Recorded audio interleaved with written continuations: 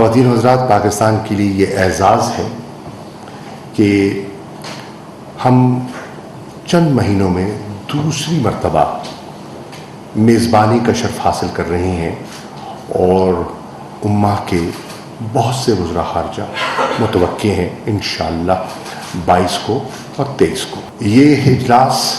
ہمارے لیے، پاکستانیوں کے لیے منفرد اس لیے بھی ہے کہ یہ اجلاس جو ہے یہ ہماری 75ویں یوم آزادی کے ساتھ منعقد ہو رہا ہے۔ ہم نے دعوت دی ہے کہ جتنے ہمارے مہمان تشریف لا رہے ہیں وہ پاکستان کی جو نیشنل پریڈ ہے